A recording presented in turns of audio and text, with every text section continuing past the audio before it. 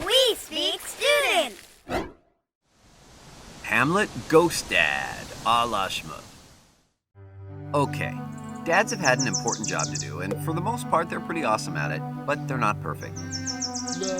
Especially when they get murdered by their brother, come back to haunt the living, and have trouble letting go of a grudge. Come back, I just want to kill you. In Shakespeare's Hamlet, Daddy Dearest bites the big one, but that doesn't prevent him from fitting in some quality father-son time. Wake up! Hamlet Sr. returns in a ghostly form to bring his son into the loop on how he was bumped off by Junior's uncle. He then urges his son to do something that may not show up in too many parenting books. He asks him to take revenge, i.e., to kill Claudius. Was Ghost Dad way out of line here, or was his request justified? You know, an eye for an eye, all that stuff. First of all, we feel for the guy. Really, we do. Sibling rivalry is one thing, but offing your own brother in a disgusting power grab? Not cool, dude. Instead of being able to let bygones be bygones, he heaps all this pressure on his son and places him in a dangerous position. Can't breathe.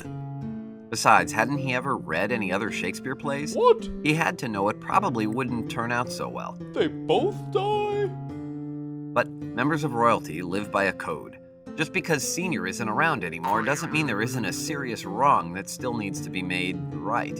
In the ex-king's mind, what's left of it anyway, maybe he sees this final act as a fulfillment of his legacy, to leave behind his nation with power in the hands of the just and upright, rather than in the hands of the sleazy and rotten. Or it could be that he was thinking only of his son. It seems counterintuitive. You don't usually try to protect someone by asking them to grapple with the known killer. But Senior knew what Claudius was capable of. What was to stop him from taking a similar action against Hamlet if he suspected the kid might be a threat? Maybe dear old Dad was just suggesting a preemptive attack, so Hamlet wouldn't continually have to worry about joining his dad on that big fishing trip in the sky. I thought you were a tuna. So, what was Daddy's reasoning here?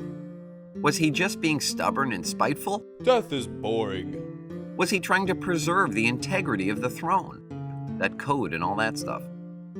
Or was he looking out for number two? Oh, come on, jeez. Not that number two. Shmoop amongst yourselves.